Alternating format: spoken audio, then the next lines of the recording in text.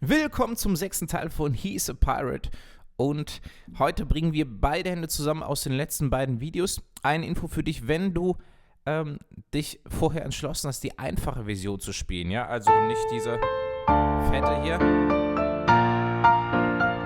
sondern zum Beispiel wie ganz am Anfang,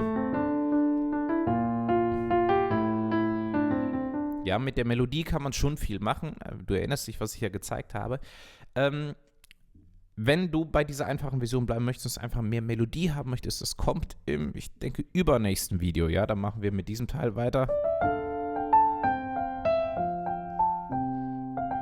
Ja, also,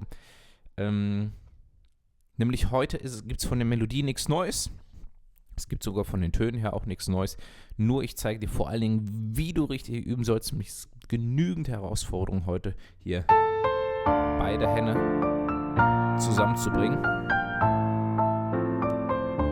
Ja, und das vor allen Dingen auch schnell. Ja. Okay, also, darum geht's heute. Starten wir mit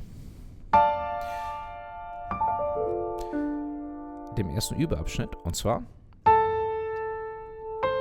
also, die Töne kennst du, ne? Bam, bam, dann wird hier rechts D-Moll gespielt und links gleichzeitig das D in der Oktav.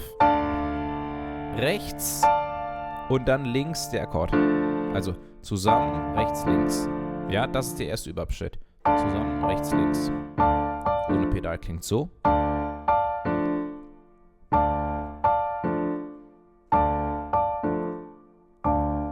Ja, nimm dir dafür Zeit und dann kannst du es auch schneller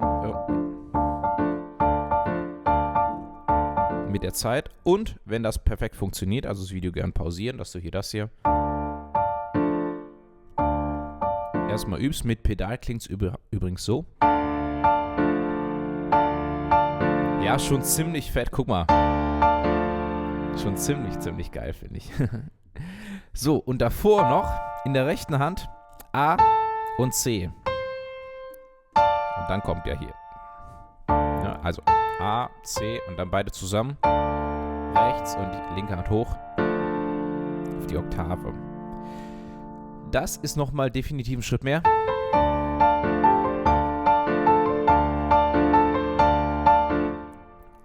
Im nächsten Überabschnitt wird es übrigens noch krasser. Wieso ist das ein Schritt mehr? Guck mal, das hier ist schon ein großer. Die linke Hand muss hier einen großen Schritt machen, ja? Und das. Entweder musst du da hinschauen oder du musst es nämlich blind spielen können. Und deswegen sage ich, im nächsten Überabschnitt wird es noch krasser, weil hier der Sprung noch größer ist bei B-Dur. Ja, der ist noch größer als hier. Guck mal, beim D-Moll. Das ist schon ein großer Sprung, aber diese Tasten sind noch weiter auseinander. Und je größer der Sprung, desto schwieriger ist es, die Tasten zu treffen. Die Tasten blind zu treffen. So, entweder schaut man da hin oder du kannst es tatsächlich blind und blind erreichst du es, indem du es einfach so oft wiederholst, bis du nicht mehr kannst, ja, bis du umfällst. Pass auf, ich komme da gleich nochmal im Detail zu, wie du es am besten übst und wieso. Nämlich, das ist die Sache. Hier kommen nur 2 Töne dazu, beziehungsweise 2 mal 2. Aber die Hand, guck mal, muss sich wieder bewegen. Sie kann nicht irgendwie liegen bleiben und spielt hier irgendwie alles dazwischen. Sie muss hier auch springen. Wenn die linke und rechte Hand zusammen springt, dann muss eine gleichzeitig spielen. Dann muss eine auswendig spielen, definitiv, ja. Ja, beziehungsweise du kannst immer mal ein bisschen natürlich mit den Augen so links und rechts hin und her gucken, aber ich empfehle dir, das definitiv ja, ohne Ende einfach zu wiederholen. Ja, ist einfach auch, also übrigens, dein Klavierspiel würde es dir danken. Ja, du wirst durch dieses Training so viel lernen, das glaubst du nicht.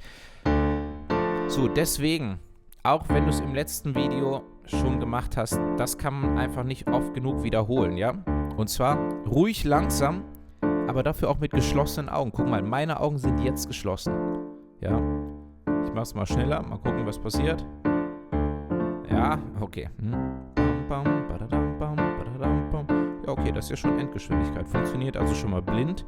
Ich gehe mal runter zum nächsten. Das kann ich nämlich noch nicht so. Ah, siehst du? langsam. Ja. So, meine Augen sind geschlossen, ja. Und das sollte dein Ziel sein. Lieber langsam. Und dafür, ja, sicher.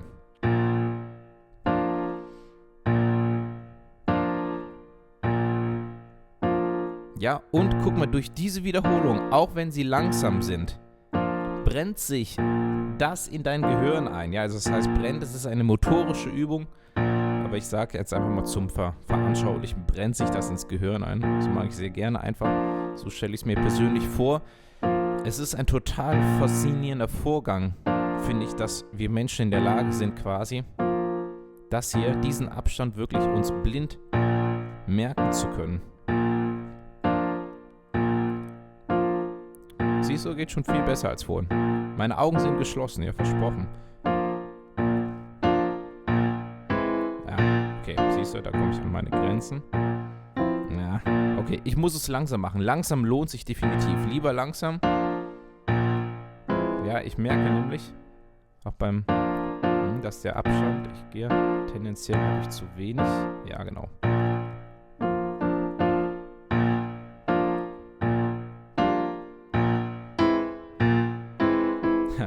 Okay, also, guck mal, ich mache das extra, damit du auch mitbekommst, was da für eine Arbeit hintersteckt. Ja, aber es lohnt sich und macht total Spaß. Und ich finde einfach ein super schönes Gefühl, wenn man plötzlich eigentlich etwas Unmögliches schaffen kann. Nämlich in meiner Vorstellungskraft ist es eigentlich unmöglich, dass die Hand so etwas blind spielen kann. Aber es ist möglich, das ist das Witzige daran. So, übrigens, es ist nichts anderes als, wie wir Menschen irgendwie, guck mal, das nehmen wir als selbstverständlich wahr, dass wir gehen können, ja, dass wir unsere Hand blind zum Mund führen können, dass wir unseren Löffel mit der Suppe irgendwie blind zum Mund führen können, ja, alles, was wir machen, das sind genau die gleichen Fähigkeiten, wie jetzt hier beim Klavierspielen, ja, und deswegen wird das hier für dich irgendwann genauso selbstverständlich sein, wenn du es halt wiederholst und deswegen ist es wichtig, einfach wirklich bei diesem kleinen Überabschnitt zu bleiben. Nämlich, wenn du das blind spielen kannst und eine Hand muss jetzt hier blind spielen können. Es kann auch die rechte sein. Nämlich, das hier ist genau das Gleiche. Erst das hier. Dann das hier. Auch blind, ne? Auch ganz langsam ruhig am Anfang. Das ist egal. Auch gerade beim langsamen Wiederholen lernst du diesen Abstand auch kennen. Und dann alle drei.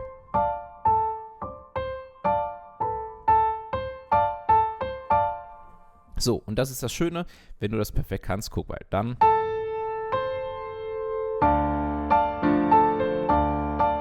ist es auch nicht mehr so schwierig, wenn die beiden Töne davor sind. Nämlich das ist die einzige Schwierigkeit. Weil beide Hände plötzlich springen müssen gleichzeitig und man kann nicht auf beide gleichzeitig schauen. Übrigens, es wird wieder einfacher, wenn du die Augen aufmachst, nämlich es stimmt jetzt auch nicht, dass du gar nicht auf beide Hände schauen kannst, aber es wird definitiv zu schwierig, wenn du sehr schnell spielst, ja? Nämlich deine Hände können schneller spielen, als du gucken kannst. Genau.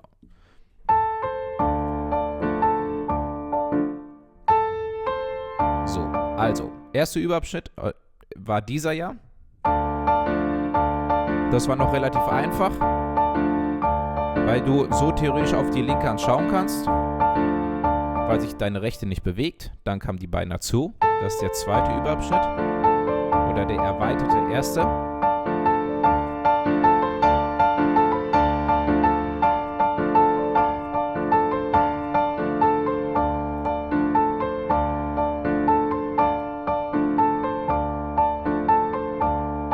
So, weiter geht's mit dem zweiten, nämlich D, E und dann zusammen B und links und rechts zusammen und wieder dann rechts und dann links alleine.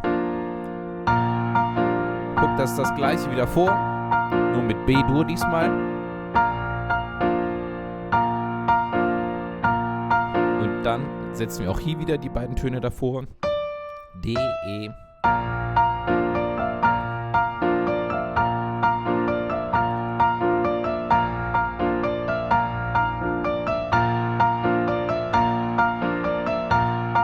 ja, aber ich empfehle dir trotzdem, beide Hände wirklich komplett alleine blind spielen zu können. Das ist der Idealfall.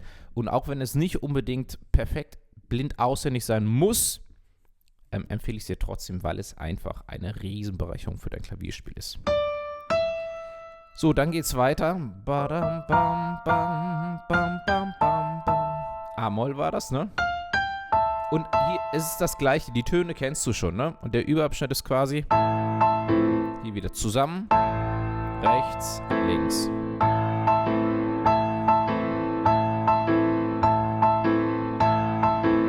Ja. Und dann die beiden davor auch mitnehmen, ne? D, E, Entschuldigung, F und G.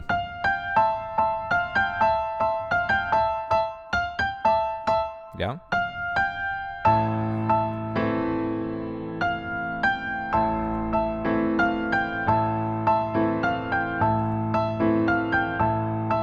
Das ist der nächste und dann natürlich.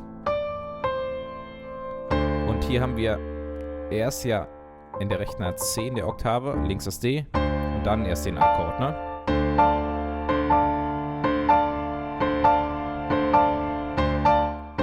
Das ist der Überabschnitt. Der vierte.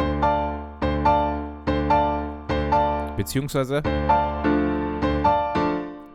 also zusammen, rechts, links.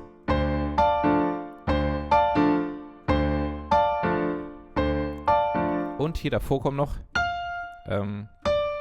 D und C. Und dann beim zweiten C links das D gleichzeitig. Nochmal.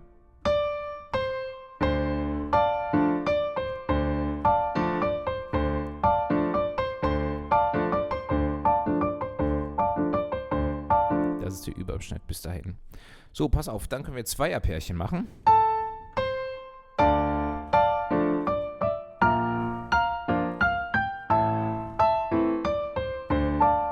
Na okay, jetzt habe ich schon Viererpärchen gemacht. Besser 2. Nur bis dahin. Ja. Und übrigens auch langsam, ich habe es gerade ohne Pedal gemacht, extra.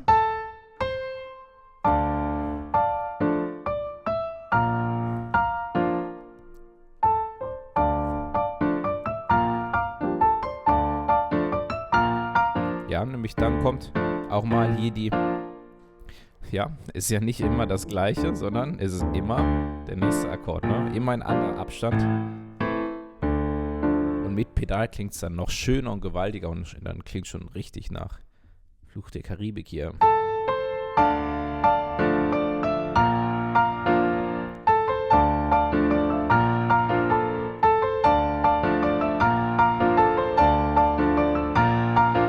Ja, schon ziemlich fett. So, das war die erste Hälfte. Pass auf, ich zeige dir noch, wie es weitergeht, aber vom Prinzip her gibt es nichts Neues mehr. In der Wiederholung ist es hier B-Dur und hier wieder gleichzeitig rechts, links der Akkord. Und ich empfehle dir trotzdem erst, das als Überabschnitt zu nehmen, bevor du die anderen davor nimmst. A und C, ne?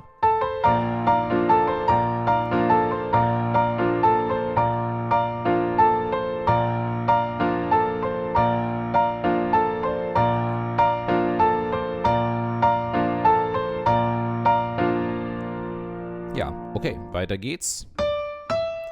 Guck mal, F-Dur. Auch hier gleichzeitig rechts, links. Das Gleiche. Nur neue Abstände. Sehr große Abstände übrigens. Ohne Pedal klingt so. Und mit Pedal.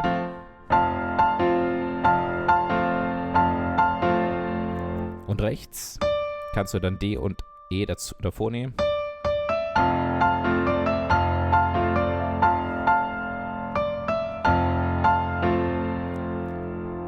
Danach kommt das Gleiche, ne? C und C-Dur rechts, C links, dann rechts, links. Hier gibt es wieder die Herausforderung hier. dass hier plötzlich nicht mehr dieser Griff ist, sondern dieser, ja, mit dem Ringfinger und nicht mehr mit dem Mittelfinger. Zusammen, rechts, links.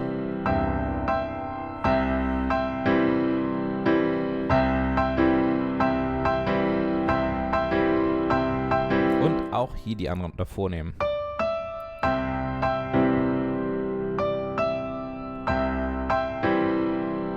Und der Schluss, Achtung.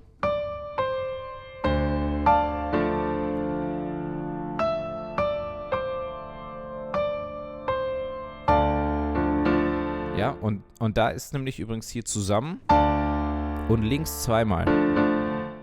Hier, D-Moll zusammen. Das ist der erste Abschnitt. Zusammen und links zweimal. One, chak, chak. Eins, chak, chak. Das ist jeder Überabschnitt. Und davor wird noch D und C.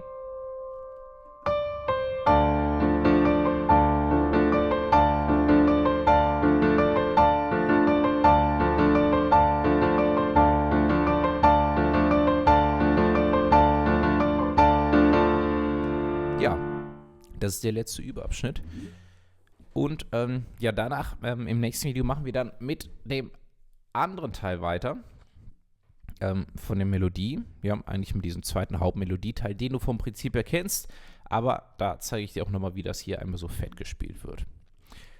Ja, wird ziemlich spannend, wird eine große Herausforderung, aber ich kann es eigentlich nur wiederholen oder betonen. Also mir macht sowas einfach, ich weiß nicht, wie es dir geht, aber mir macht es einfach total Bock, auch wirklich hier sich einer solchen Herausforderung anzunehmen. Vor allen Dingen, bei mir ist es das Spielerische, aber auch direkt das Auseinandernehmen vor allen Dingen dieses Stücks, damit ich es am besten erklären kann und am besten zeigen kann, wie du es üben kannst. Ja, ist definitiv auch eine fette Herausforderung. Ja, aber es macht einfach total Bock und ich hoffe, dir geht es genauso, dass du auch viel Spaß hast, das wünsche ich dir auf jeden Fall. Und pass auf, ich spiele es dir noch einmal langsam vor.